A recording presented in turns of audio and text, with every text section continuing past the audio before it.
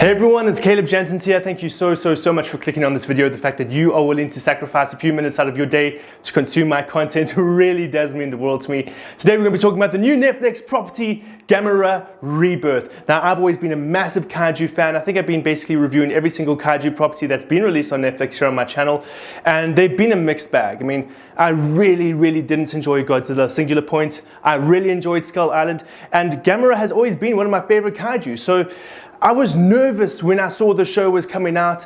I was anticipating it. I was hoping it was going to be great. I love Gamera, but Netflix has a spotty reputation when it comes to these kaiju series on their platform. But before we jump into this review, I really just want to take this opportunity to shout out the sponsors of this video. Hey everyone, before this video carries on, I just really want to thank the sponsors of this video. That is the Pokemon Company in collaboration with Solar Pop. Now recently there's been a massive flood of new merchandise and stationery in regards to Pokemon, which has been really cool to observe as a fan. All of this new stationery is available now, and I use it all myself. In fact, everywhere I go, I happen to have some form of this new Pokemon stationery. I mean, I'm using this stationery everywhere I go. I'm using it when I move around with my laptop. I'm using it to take down notes in the new notebook along with all of the stationery that's available. So if you're a Pokemon fan who's also active, who's on the go, who's on the move, then this is definitely something you're going to want to check out. And of course, it's perfect for the little ones as well, as they're going to be using it for their school stationery. So guys, if any of this stationery or merchandise calls out to you, if it's something that you're passionate about, if it's something that you want to get, then you can go down to the description below, click on the links, and you can purchase some of it for yourself. So yes, thank you so much Pokemon Company and Solar Pop.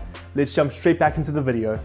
So yes guys, let's jump straight into the review for Gamera Rebirth. And I have to say, I feel like this is a bit of a mixed bag. It's definitely better, in my opinion, than Godzilla Singular Point. There's a lot more, focus on the action. That was something that was definitely missing in regards to Godzilla Singular Point. That was very much a character-driven show. We focused on the humans, and even though we do definitely focus more on the humans in this show than the kaiju, these characters aren't as grating. They aren't as devoid of logic. They are capable, and on top of that, there is still a focus on the kaiju fighting. There's a ton of battles in the show. There's a ton of action sequences, and that's what you want as a kaiju fan. You want to be able to watch these explosions. You want to be able to watch this destruction, and the animation style suits that perfectly. I'll be 100% honest. I think this is one of the coolest renditions of the different kaijus in regards to art styles. It is magnificent. They look glorious. They look stunning. The humans, on the other hand, that's where I find that division of whether I enjoyed the show or not. Because from an art style, the kaiju look phenomenal. The kaiju look great. But honestly, the human characters are so incredibly disappointing. And I found it hard to engage with them in that regard. They are lifeless. They're pretty much just, that stereotypical Saitama look where they're just circles for eyes and a mouth. Incredibly disappointing. They're not very expressionistic. Even though the actors are giving their all, the character models really just don't support them in that journey. They do feel lifeless. So I have to give props to the actors for trying their best to bring life to these characters. But unfortunately, the art style, the animation really doesn't allow these characters to express that much. So that's where the division really lies for me. Beautiful art style in regards to the kaiju, but the humans do feel lifeless. And unfortunately, as I said earlier, the humans are what carry the story. They're the focus of the story. We spend more time with the humans than we do with the kaiju.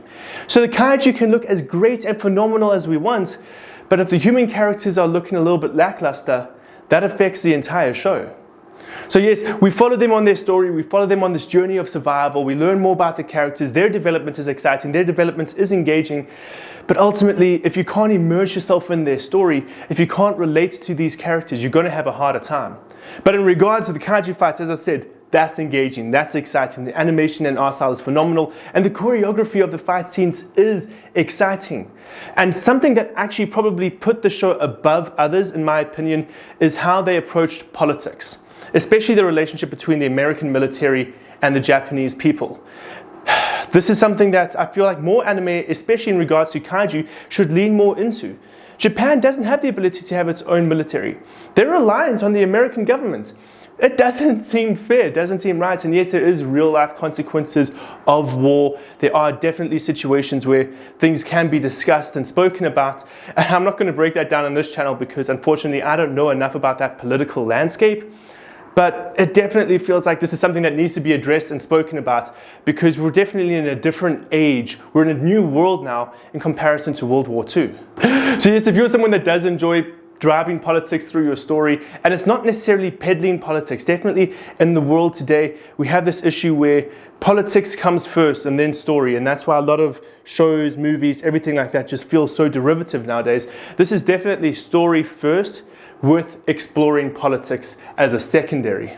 So that I really appreciated. I enjoy when art styles can decide to touch on different topics without losing focus on the story. So yes guys, as I said, it is a mixed bag, but I would definitely recommend that you watch it if you are a kaiju fan. There's some great action sequences. Gamera is glorious in this show. I really enjoyed it. If you guys did enjoy this video, please give it a like. Do not be afraid to subscribe to my YouTube channel, and I hope to see you guys again in another review.